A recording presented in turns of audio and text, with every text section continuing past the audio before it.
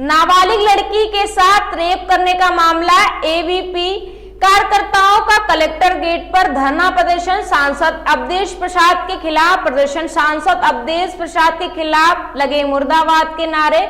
कई दर्जन एबीपी के कार्यकर्ता कलेक्टर गेट पर बैठे धरना। रेप पीड़िता को जल्द से जल्द न्याय दिलाने और मामले की फास्ट ट्रैक पूरी सूची बनाई गई है। दोषियों को फांसी देने की मांग को लेकर जिला अधिकारी को ज्ञापन सौंपने के लिए कलेक्टर पहुंचे। अयोध्या के सांसद अवधेश प्रसाद पर अपराधियों का संरक्षण देने के लिए एबीवीपी कार्यकर्ता लग रहे हैं आरोप। अयोध्या पुलिस भी गंभीर आरोप। 30 घंटे के बाद मुकदमा पंजीकृत करने का आरोप।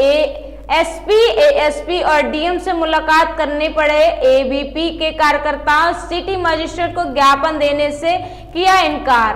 भी अयोध्या की इस दुर्भाग्यपूर्ण घटना से हम सभी को जानकारी है कि जिस तरीके से पिछले दिनों में अयोध्या के बदरसा नगर पंचायत के अंदर एक 12 वर्षीय नाबालिग छात्रा के साथ गैंगरेप की घटना होती है।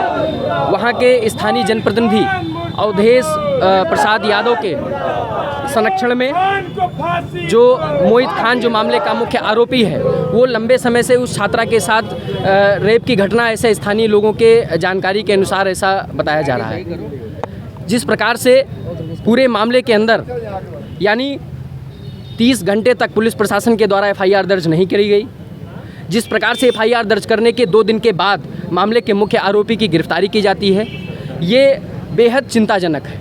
और मैं तो यहाँ तक कहता हूँ कि जिस प्रकार से स्थानीय जो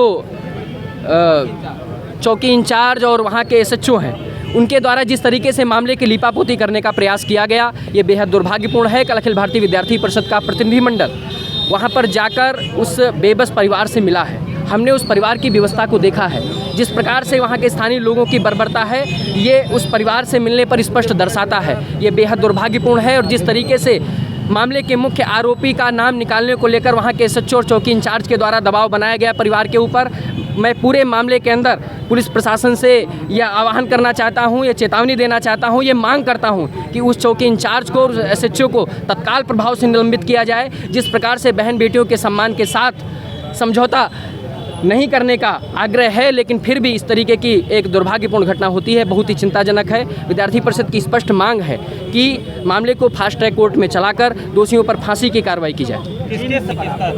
जो मामले का मुख्य आरोपी है, उसके फोटोग्राफ्स, बहुत सारे ऐसे प्रमाण एक तथाकथित दल के नेता के रूप में उभर कर सामने आए हैं। स्थानीय जो अयोध्या सांसद हैं, उसके द्वारा उसके पारिवारिक संबंध बताए जाते हैं, उनके द्वारा संरक्षण प्रदान किया गया है। ऐसी घटना वहाँ पर जब मामले पर स्थानीय स्तर पर हम लोग जाते हैं तो ध्यान में आता है। तो किस तरीके से एक जनप्रतिनिधि के संरक्षण में उसके ही क्षेत्र के अंदर इतनी बड़ी घटना हो जाती है, ये मुझे लग रहा है कि बेहद चिंताजनक है। और जिस प्रकार से स्थानीय सांसद के द्वारा जब मीडिया बंधुओं के द्वारा सवाल पूछा जाता तो उन्होंने कहा कि मुझे इस मामले की जानकारी ही नहीं है, मैं जब तक जानकारी नहीं होती मैं इस पर कुछ नहीं कहना चाहता हूँ। मैं कहता हूँ कि उस क्षेत्र के सांसद हैं, अगर उनको इस क्षेत्र के बारे में जानकारी ही नहीं है, ऐसी जघन्य घटनाओं पर वो अपने मुंह खोना पसंद करते हैं, तो उनको अपने दायित्व से, अपने पद से इस्तीफा दे देना चाहिए। हमने अभी यहाँ के अयोध्या के सांसद अवधेश प्रसाद यादव का पुतला फूंका है। हमारी स्पष्ट मांग है, हम जिलाधिकारी महोदय को ज्ञापन सौंपने जा रहे हैं और उस ज्ञापन के माध्यम से हमने यह मांग करी है कि इस मामले के अंदर लीपापोती करने वाले संपूर्ण पुलिस प्रशासन के अंदर कठोरतम कार्रवाई हो और जिस प्रकार से ऐसी जघन्य घटनाएं दोबारा न हो, इसको लेकर विद्यार्थी परिषद ने फास्ट ट्रैक कोर्ट में चलाकर मोहित खान जो मामले का मुख्य आरोपी है और उसके अन्य सहयोगियों को हमने मांग करी है कि मामले के मुख्य आरोपी को फांसी की सजा सुनाई जाए, जिससे दोबारा ऐसी प्रकार की घटनाएं समाज के अंदर न हो। लड़की दलित थी जो यहाँ से सांसद। यह बेहद दुर्भाग्यपूर्ण है कि इतनी बड़ी घटना होने के बाद भी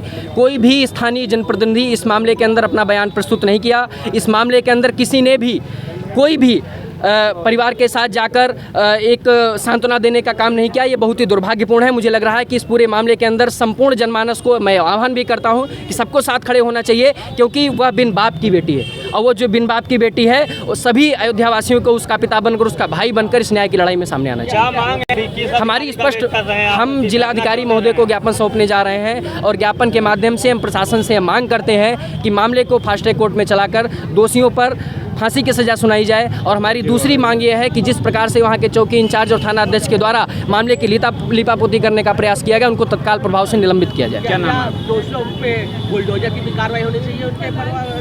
ये पुलिस प्रशासन को मुझे लग रहा है कि अपनी जो न्याय की बात और पुलिस प्रशासन जिस प्रकार से जीरो टॉलरेंस की नीति उत्तर प्रदेश सरकार की है, तो उनको यह तय करना चाहिए। और स्थानीय स्तर पर जाकर जब विद्यार्थी परिषद के कार्यकर्ता कल बदरसा जाते हैं तो वहाँ ध्यान में भी आता है कि बहुत सारी अवैध संपत्तियाँ हैं जो मुख्य आरोपी के द्वारा वहाँ पर बताई जाती हैं। क्या नाम आपका पूरा? मेरा नाम। इन खबरों में फिलहाल के लिए इतना ही। बाकी देश दुनिया की तमाम बड़ी खबरें देखने के लिए बने रहिए आर हिंदुस्तान टीवी न्यूज के साथ। तब तक के लिए नमस्कार।